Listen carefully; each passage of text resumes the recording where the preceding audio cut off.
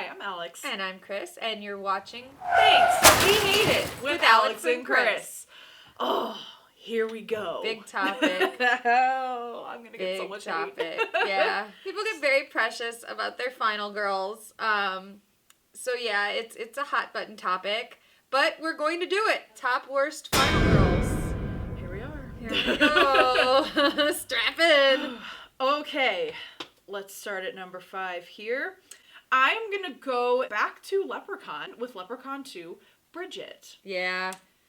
Not doing it for me, dog. She had, like, no energy throughout that whole movie. Like, the energy expended was so little.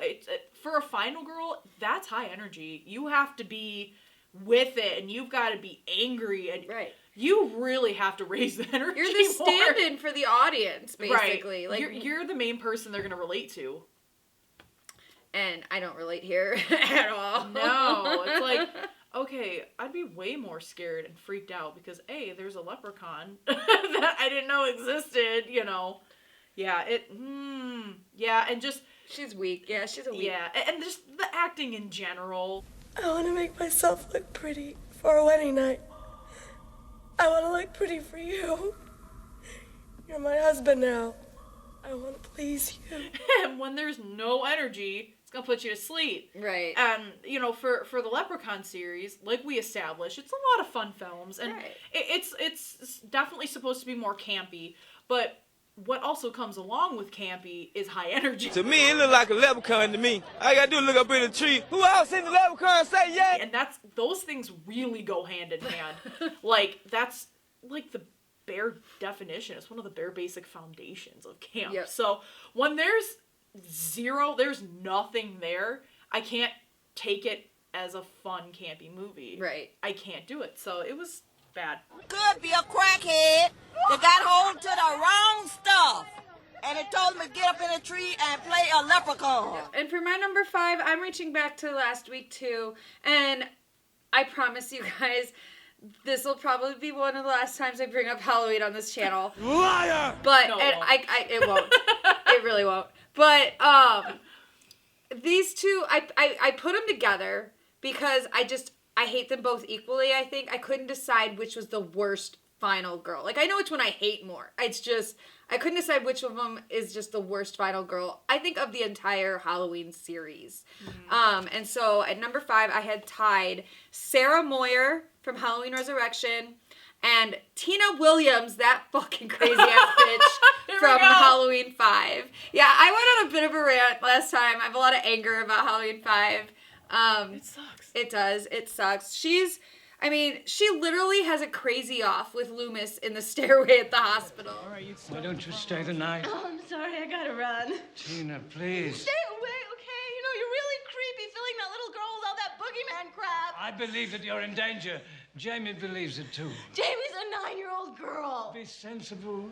I'm never sensible if I can help it. Tina is one of those characters where you're following her and you're like, she's crazy, but not in like a fun way, but in a way where you're like, maybe she should be locked up in that hospital with Jamie. Right. Like, she's just not fun. She's weird, but again, not in a fun way. And who the hell just walks into their friend's house when their friend's not home and lays in their bed and cuddles their teddy bear? Like, it's odd. Off-putting. She's off-putting. I don't like her.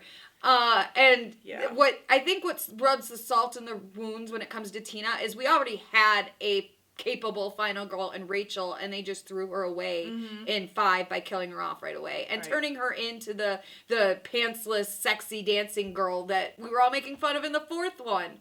The girl that never wore pants. Like, the cops do it. The girl with the shirt. Cops do it by the book. Yeah. Yep. With Sarah, the reason I picked Sarah is the same reason that I put a lot of the women that are on my list. Mm-hmm. She's boring. Yeah. The characters around her, and this is hard to say for Resurrection because all of the characters kind of suck, but every character around her, up to and including Busta Rhymes, are more interesting than Sarah. Oh, yeah. Sarah is literally a lump of nothing. nothing. You don't learn anything really Nothing about fascinating her. about you her. don't know, like, what is this girl's goals, ambitions? Like, what is she gonna do if she survives this movie? We don't know. Like, her friend wants to be a chef. Her other friend wants to be an actress. You know, we've got all these people that have all these goals and stuff, and they all get killed. And we're left with Sarah, who we don't know anything about. No way to relate to her, and that automatically makes your entire movie fall apart. Right. Honestly, If you don't care if she survives, then you failed. Like, you need to want your final girl to survive. Your audience has to root for her. And I don't root for either of these ladies. I'm actually really happy when Tina gets killed in Halloween 5 because it means I don't have to listen to her anymore. I'm never sensible if I can help it. Yeah, Tina's a big part of why Halloween 5. I think if they had scrapped Tina and kept Rachel, Halloween 5 could have been slightly better. I'm gonna be honest with you. I probably wouldn't hate. Yeah, I probably wouldn't hate Halloween 5 as much if they would have kept Rachel. I would have been like, okay, because I thought Rachel was great in 4. Great final girl. She looked out for this little girl who wasn't even her real sister. It was her foster sister. And she still, like, risked her life to save her. The roof scene, all of it. It's fantastic. Rachel's a good final girl. And so I think... And the actress who played her also felt betrayed by what happened to her character. Yeah. And that's never a good thing. You don't want to leave the actors that are in your franchise feeling betrayed by you. Mm-hmm. Yeah, it's just... That's not a vibe. Yeah. It's very bad. Not vibing. At all. All right, we're on to number 2. No. Number 4. Fuck. So my number 4 is Jessica Biel from Texas Chainsaw Massacre, the remake, 2003. I can see that. Yeah, she does not give off final girl energy to me. She gives off that surfer, Abercrombie and Fitch Hollister vibe. I expect to see her like in a surfing movie and not a remake of a slasher. I just don't feel like she gives enough energy to be a final girl. It also looks really manufactured. I don't know what it is, but I feel like she's too modern looking. That could very well be it. For what this movie is. Right. That could very well be it. And I don't know, I just have that disconnect. It doesn't connect for me. Like, the believability is not there for me. And they don't give you as many as she doesn't, like, they're going to a concert, one of them's her boyfriend, and that's really all we know. Whereas in the original, you had Sally taking care of her brother, and you had that, you knew more about Sally, and you spent less time with her. Because that's another problem with the remake, is I feel like they drag out the movie too much, because it's her running, and then it's her at the gas station hiding, and then it's back at the dinner table, and then it's just back at the gas station stealing a baby. Like, it's, or I guess it's the trailer where she went to it was before, like some trailer. whatever. Yeah, but I didn't get that part either. we spend too much time with her without them getting us to like her first. Yeah. It was very, it was weak on that aspect, where I feel like, if you're going to make her that final girl, you should really develop that in the beginning and really make us care about her first, before all of a sudden, well, now she's the final girl. And I feel like the only exception to that rule, obviously, is the original Texas Chainsaw Massacre, because you didn't really spend a lot of time with Sally, and you didn't know a lot about her, but then you really knew a lot about her towards, like, the third act. So it's, I feel like that's the only exception with it. And she was good at maintaining her horror, whereas Jessica Biel, there are times where it feels like her terrified, like how terrified she was slipped. Yeah. Like, she couldn't maintain it for that long. Right. Yeah, it was hard. It was just not enough for me. Mm-mm. Okay. All right, so my number 4 is Julie James from I Know What You Did Last Summer. Oh, I knew you were going to bring that. Yeah. And again, the problem with Julie is she is the least interesting character in both movies. I do not recognize the third one. It doesn't exist. We don't talk about the third one. We don't talk about the third one anymore. So I feel like I would have preferred Helen and Barry to survive instead of us getting the boredom that is Ray and Julie. Like, Ray and Julie both together are boring. Ray separately, at least he's got a little bit, he's struggling to make ends meet. He wants to keep up with his rich friends. You get stuff about Ray, whereas it's like Julie, okay, she has an on-again, off-again relationship with Ray. She's going to school. I don't even remember what for. Like, and she's bad at world geography because the capital of Brazil is not Rio, it's Brasilia, at least since 1960. And I did look that up because I'm also bad at world geography.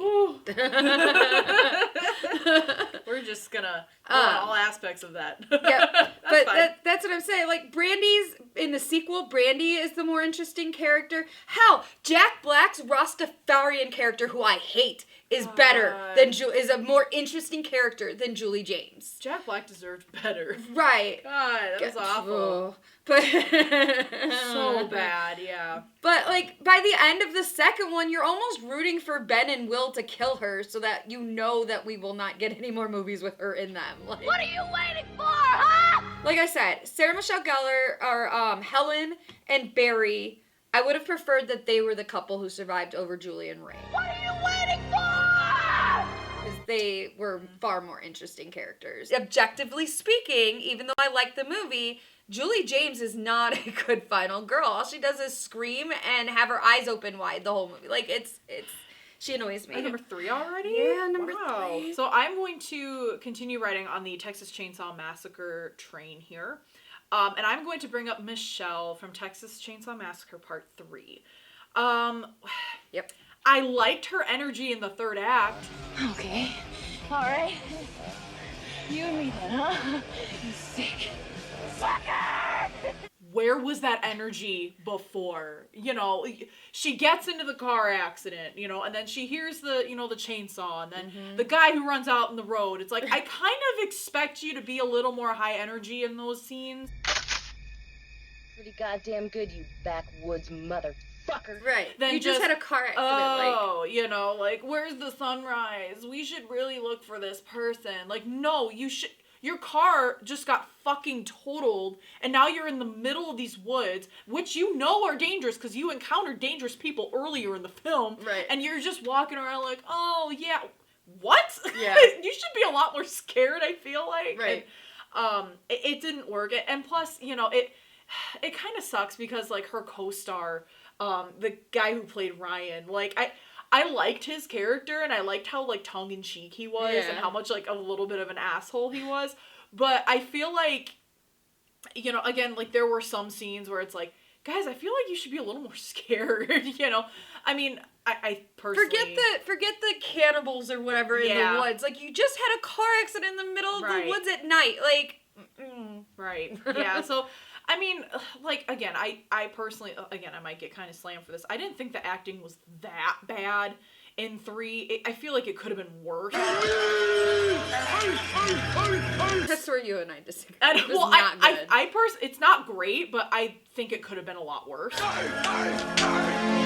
That's true. Yeah, and they did what they could with the content and the script that they were given. But yeah, Michelle especially, you know, it's like, once she gets into the house and they nail, you know, her hands to the chair, again, it's just, there was just not enough energy there, I felt like. And again, she did the best she could, but it's like, girl, you're in a house full of cannibals. At that point, it might be poor direction, too. Like, it could just be that the director, you know, she got scared, and the director's like, good enough, instead of being like, give me more. Okay, we've got a good take. Now why don't you amp it up on this, you know, like... And I think the problem with that film in general, too, is that nobody wanted to direct it. And, like, it was handed to a lot of people, and a lot of people turned it down.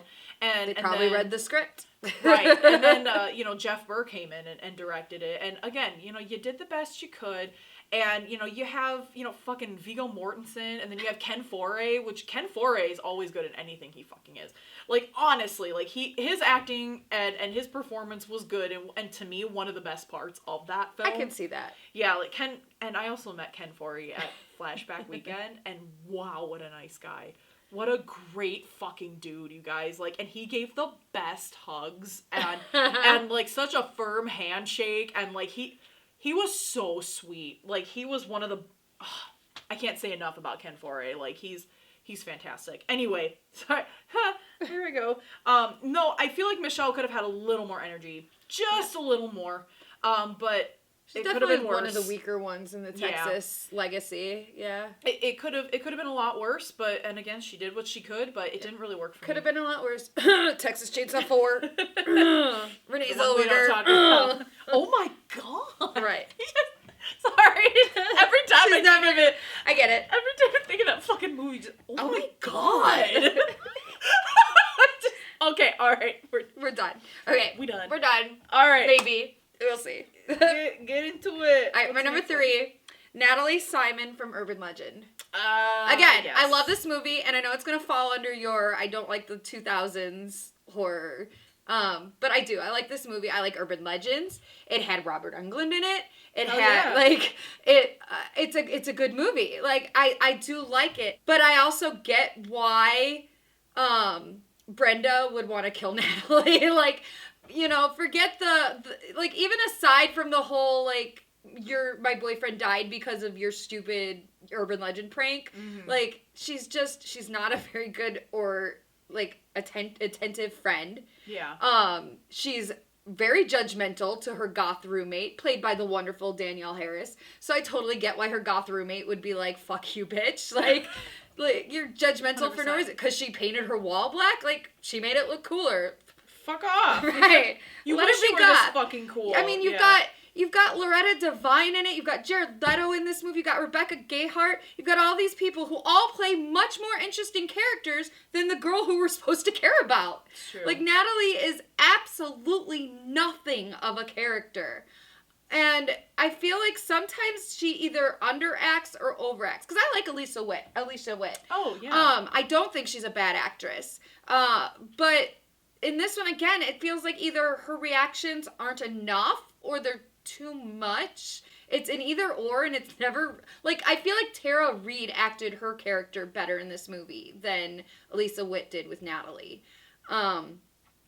It just, I don't know, like it's hard to put into words what's so wrong with her, other than that she's just fucking boring in an otherwise great, entertaining, fun movie. Mm-hmm. Except for the part where they microwave the dog. They're going to hell for that. Yikes. Just AKA. I haven't watched that movie in just so a very you know. long time, so right. I don't really have much to comment on that one. I'm gonna be real. I do. That's the thing. I do like that movie. I like the sequel, but again, the sequel, the girl is Jennifer Morrison plays. I think Amy is her name in the sequel, and she's a not. It's like they give you these great concepts with all these urban legends and stuff. The second one takes place at a film school, but it just. They won't give us a good final girl in this series, and I don't know why. Fail. Right.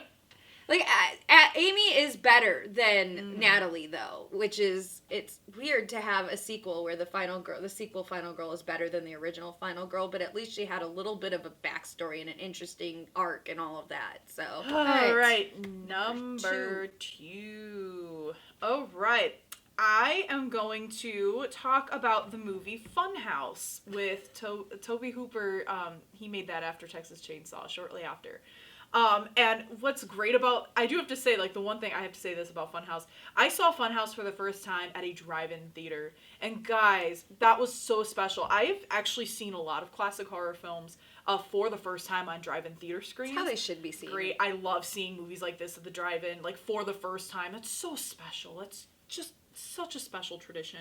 But I'm going to talk about Amy Harper in Funhouse. And there was, I mean, I know we can kind of continue to say, there was no energy. But, like, this girl had, I mean, she honestly was, like, at the level of Alison Lohman in Drag Me to Hell. Where her face was just constantly...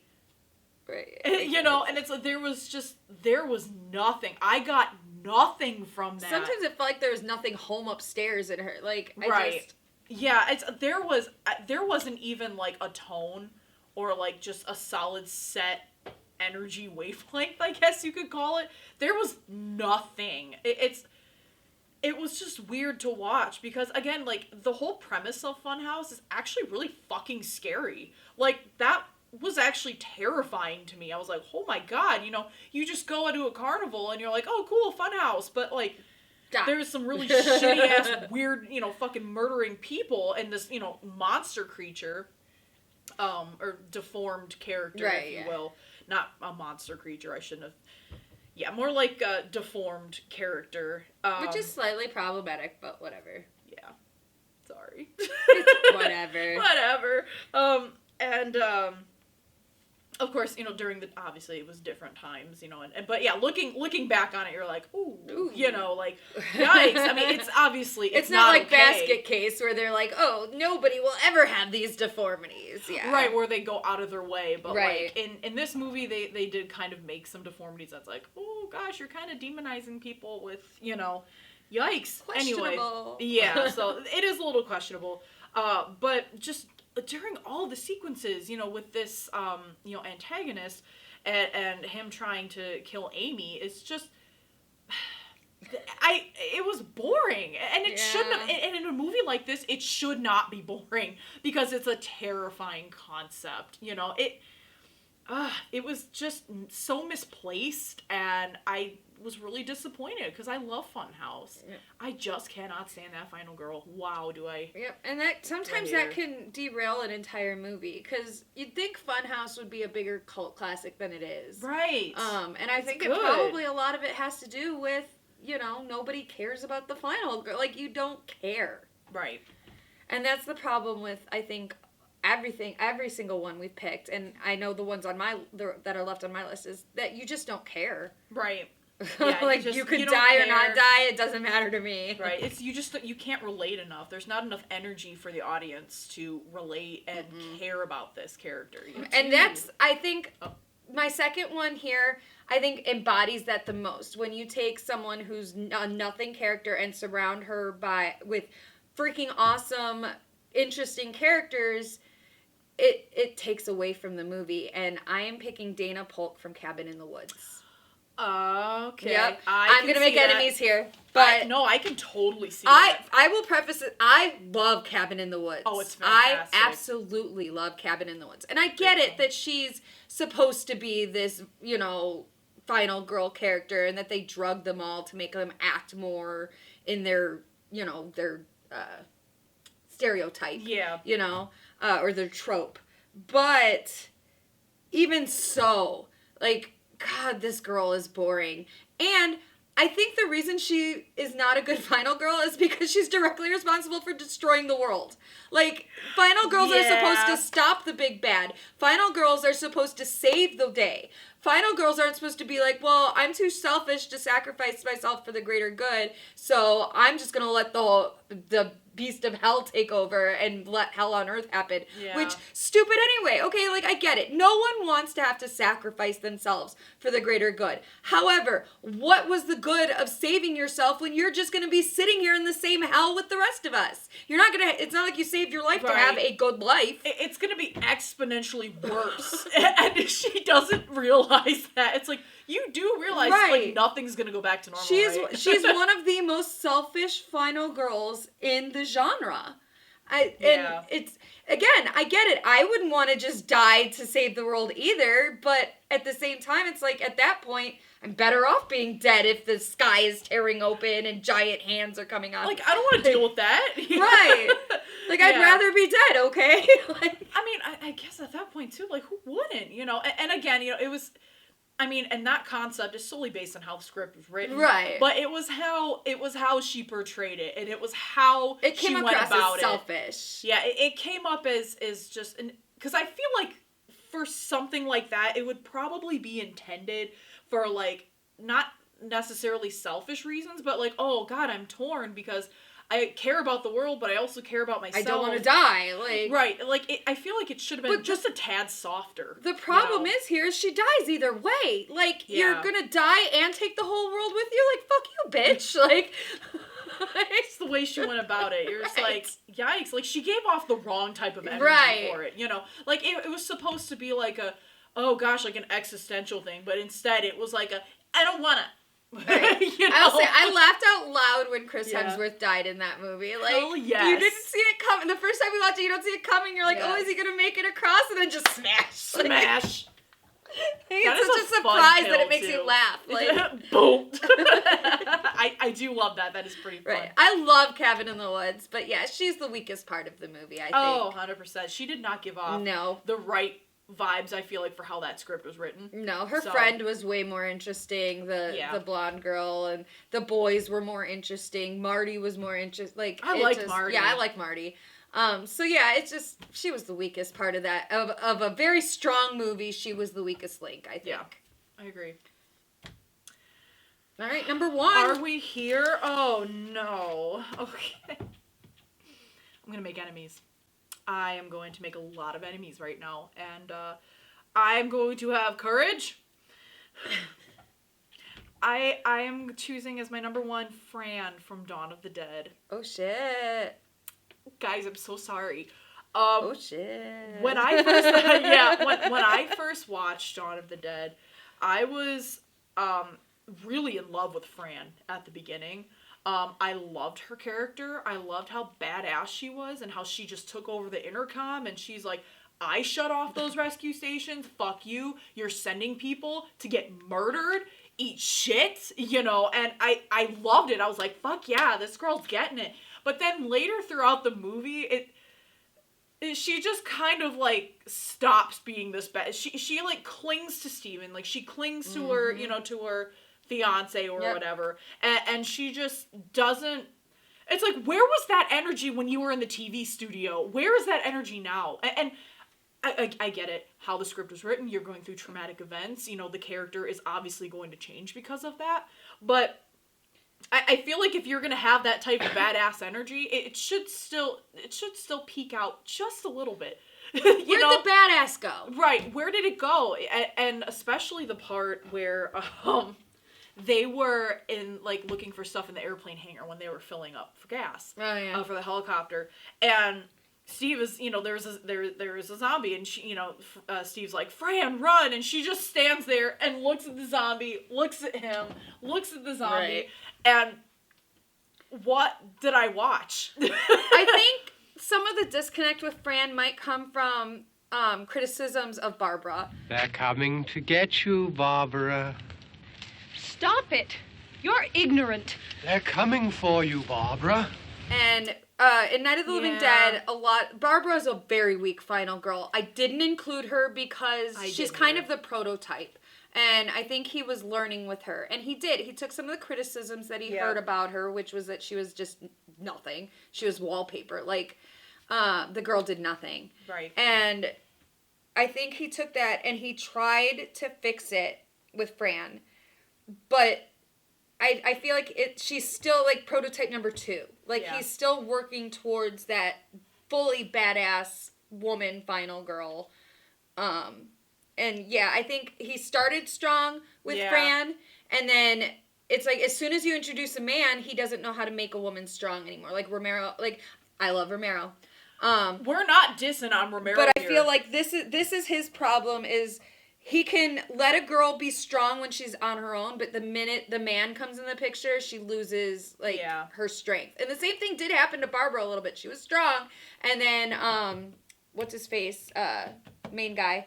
Dwayne Johnson. So, Ben, he comes in, and now all of a sudden, she's leaning all over him and needing him to take care of her. Yeah, there's a man in the room. I guess my badass. So I think that's a weakness in Romero's writing. Yeah.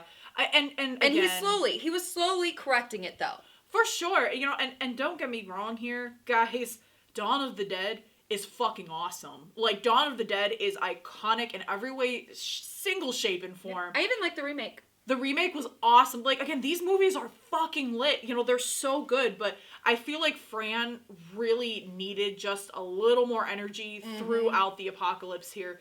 And, you know, there are scenes where you do see her trying to kind of like attempting to kind of get that energy up, but it just didn't work very well. And she just got kind of weak. I mean, and of course, like towards the end, you know, she kind of ramped it up a little bit. You have to at the end, right? But you know, there was just. Yep, and disconnect. It's that weak. I think we hit it on the head. It's that weakness of there's a man. She doesn't have to be strong anymore. Right. And I think they did. They fixed that with Sarah Polley, in the sequel or the remake. Yeah. She is strong throughout. even after watching her husband get his face eaten off or whatever in the beginning. Yeah, she and really once kicked Ving ass. Rhames comes in, she still holds her own, and she's, you know, right. There's no point where she's like, oh, Ving Rhames is here now, I can just, you know, like. Well, and I think that, you know, the thing that makes her so different too is because, like, she's a nurse, so of course she's gonna have that energy of trauma like, I'm here, training. Right, trauma training. I'm here to help people. I'm here, you know, no, like that emergency situation energy. So I think that because they made her a nurse in that was the sole reason why, you know. They fixed it. I think they fixed the problems with Fran in the remake. The Sarah Polley in the remake kicked ass. Like, that was she did an amazing job. And kind of backpedaling back to kind of constructing, you know, this ideal final girl that George Romero wanted to make. You can really see a good finished product in Day of the Dead. So it does get better. It gets substantially you see it better. Like every movie. It's he until he finally is like, there it is. Yeah, and Day of the Dead was absolutely perfect for that. He laid it out perfectly. Day of the Dead is my favorite, by the way. So if that's also another movie I'm gonna like constantly talk about, it might be that one. But yeah, Fran was just. She needed a little more. She needed a little something. And again, you know, she tried and she did what she could, but the execution, no, she needed a lot more. She needed a lot more work. D on execution for sure. All right, my number one is Nancy Holbrook from Nightmare on Elm Street remake, played by Rooney Mara. They took one of the best final girls in the entire genre and ruined her. Heather Langenkamp put Nancy on the map as one of the baddest, one of the most won't give up, one of the, I mean, she was never afraid to stand up to Freddy. She was the badass. I think way more badass than even Laurie Strode in the first two Halloween movies. You know, like Nancy was a fighter. Oh yeah.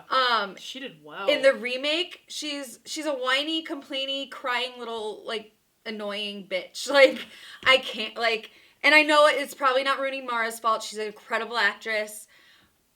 The whole remake was a mess. It's just the whole remake was bad. Their biggest mistake was trying to change Freddy, and not just change how he looks and the actor, but again, change the character into something a little more serious, which that's not Freddy. No, it's not, especially after you established all these fucking sequels where it's very obvious the character of Freddy will never be a serious character. You know, you already established him so much in pop culture and the horror industry in general, so it's like, it's so established that when you take something and you're like, let's make it serious. I hate it. No one's gonna like it. I fucking promise you, you know. And she, like, it's so funny because Heather Langenkamp walked. So, you know, Final Mara girls can run. Right, yeah.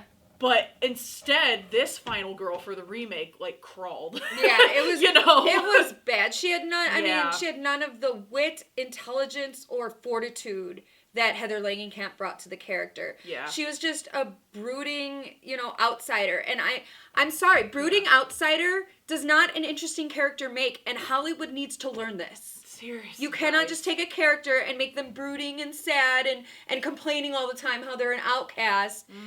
Don't tell us, show us. That's good storytelling, first of all. I don't want to hear her say how she's an outcast. Show us how she's an outcast. Right. Instead, every 5 minutes, this girl's sitting there moping about how nobody understands her. She's such an outcast. Nobody understands me. That doesn't make an interesting character, guys. It doesn't.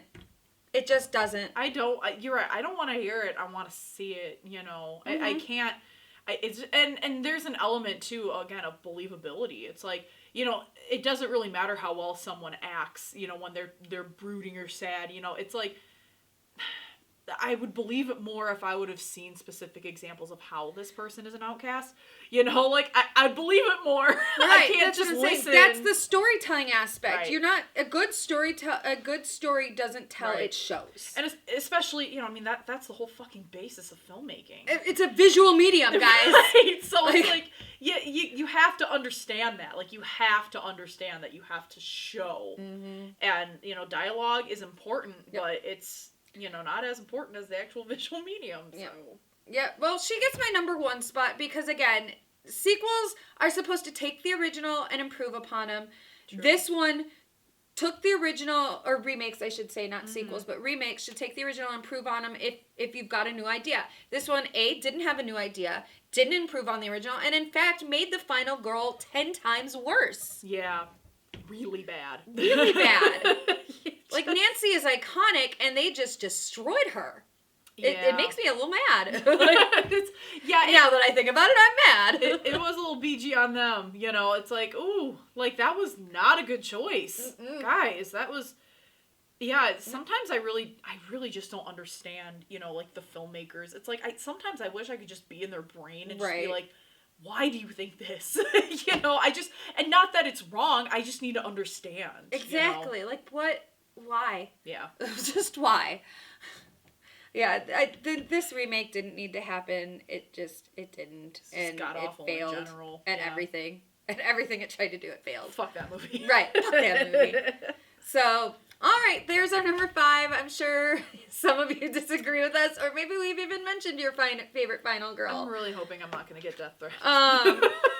So, let us know down in the comments whether you agree, disagree, if you think there's one that's worse, because we'll argue. We'll fight. We are more than happy. We'll fight. Yeah, we are more than happy to dive into those, for sure. Absolutely. And again, if you guys have any suggestions for any topics that you would like to see us cover, go ahead and leave those in the comments too, because, sometimes we run out of ideas. Sometimes we really do get into that creative block, so we are open to anything. Please, suggest it. Let anything. us know. We're open. And while you're down there in the comments, make sure you like and subscribe so that you get more of our videos and the other awesome content that's on Notebook TV. It's good stuff, guys. Support it. All right. Well, thank you so much for tuning in, and we'll see you guys next time. Thank you. Good night. Goodbye. They're coming to get you, Barbara. Stop it. You're ignorant. They're coming for you, Barbara. Stop it. You're acting like a child. They're coming for you. Look, there comes one of them now.